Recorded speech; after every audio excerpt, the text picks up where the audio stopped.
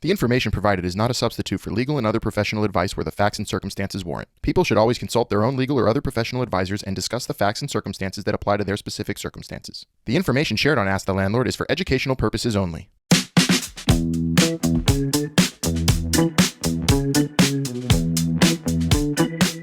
Hello, everyone, and we're back with another episode of Ask the Landlord with our favorite landlord, Albert Dweck. I'm Melissa. I'm one of Albert's producers and a former New York City, Pittsburgh, and Lafayette, Louisiana renter. And together, we're going to be asking this landlord some questions. Here's my question today, Albert. It's a family-friendly episode. All right. Why do some apartments allow pets, and then why do some not? It's a great question, Melissa. I have owned buildings where we didn't allow pets. Why?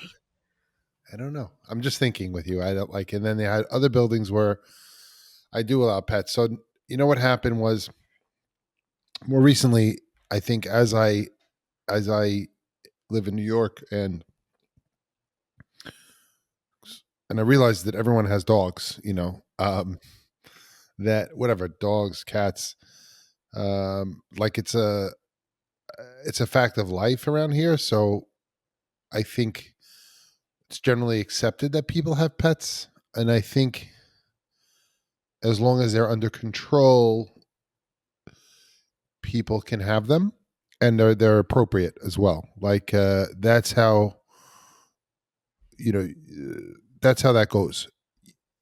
So in New York, for example, we usually get or pay an additional security deposit if you have a pet, making sure obviously they're registered, licensed, make sure they have all their vaccines, etc. Mm-hmm. And I think there's like a limit to.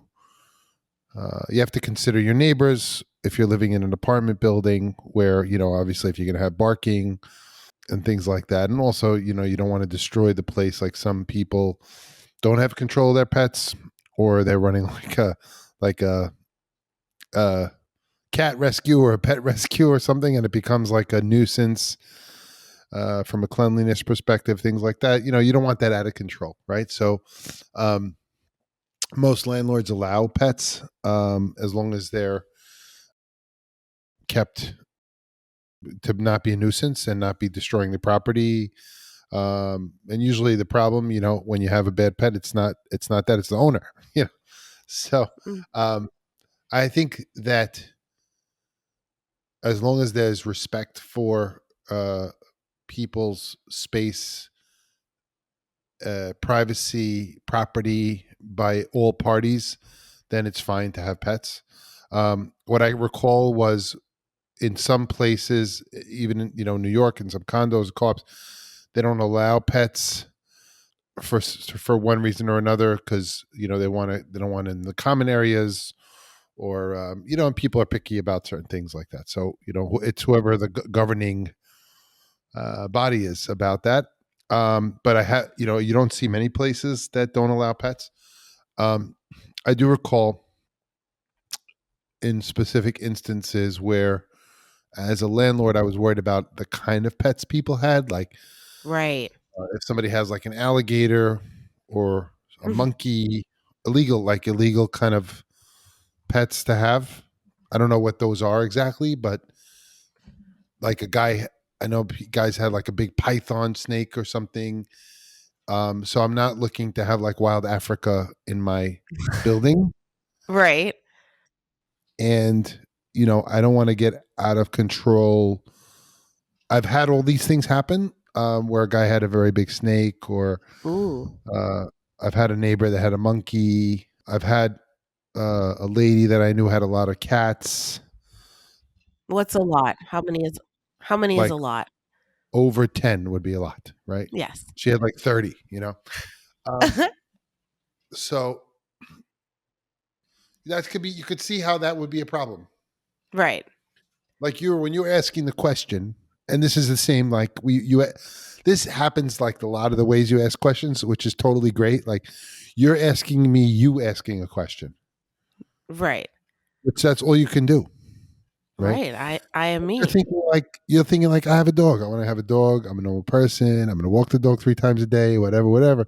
But you're not telling me, Albert, I'm going to have 42 dogs in a dog rescue operation. I'm like, okay, that could be a problem, for people living around you. Right. So It's I not the just same person. so I just looked on the internet and it says squirrels, ferrets, pigs, monkeys, bees, bats, venomous reptiles, and many others are considered wild and may not kept as pets in New York City. So like a See, boom, reptile, that's a good one. Like a little like a spider, you know, tarantula. I'm good. see, but people have them. Oh no. So I mean, I think it's about like many of the questions we answer here on Ask the Landlord. It's about common sense and being a good citizen of the world, being considerate to your neighbors.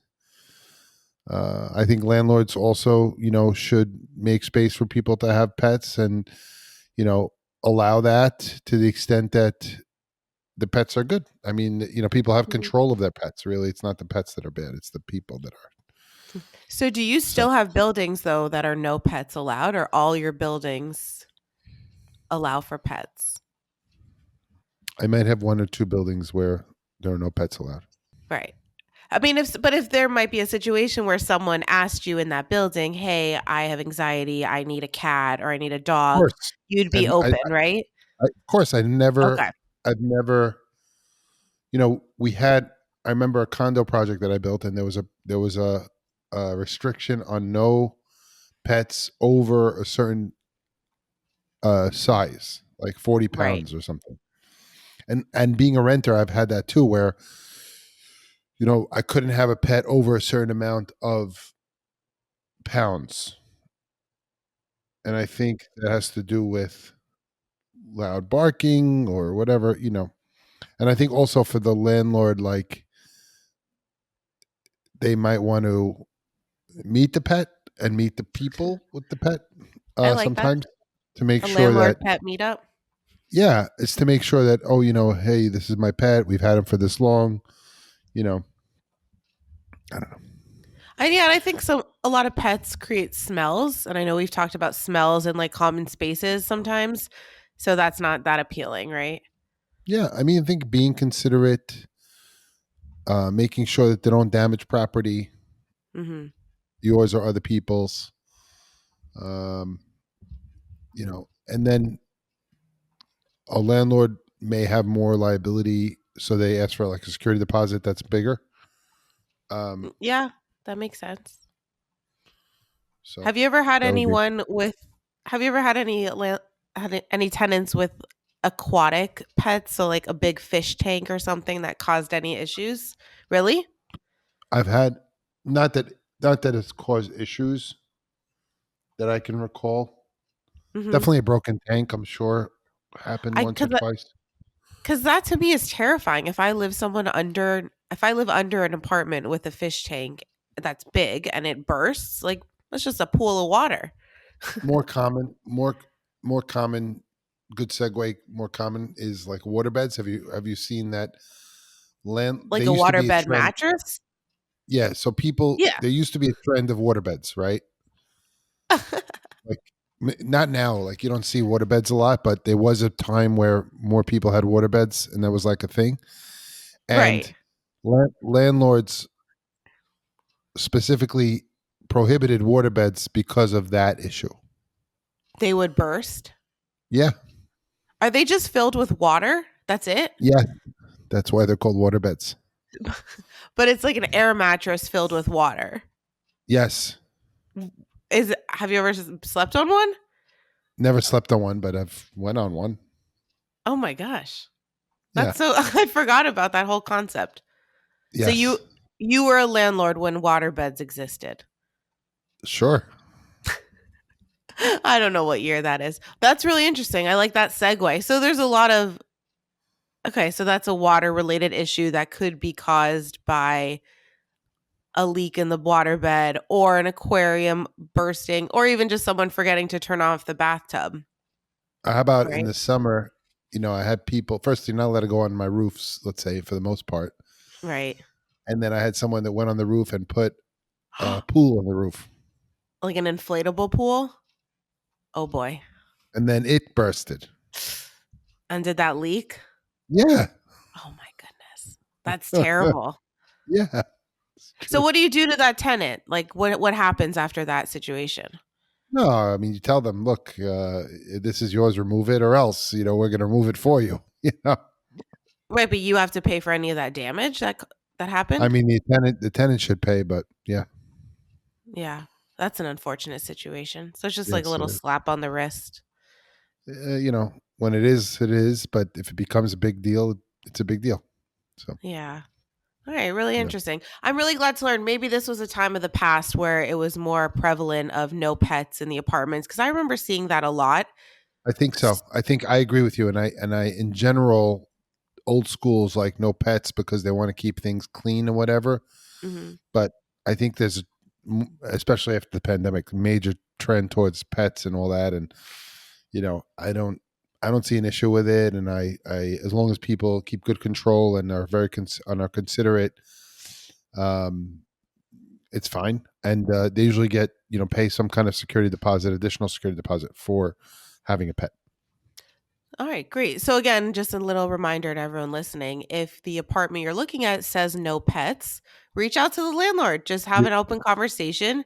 Our favorite there is usually a pet rider, some kind of rider that you have in writing that you have permission to have a dog or a cat.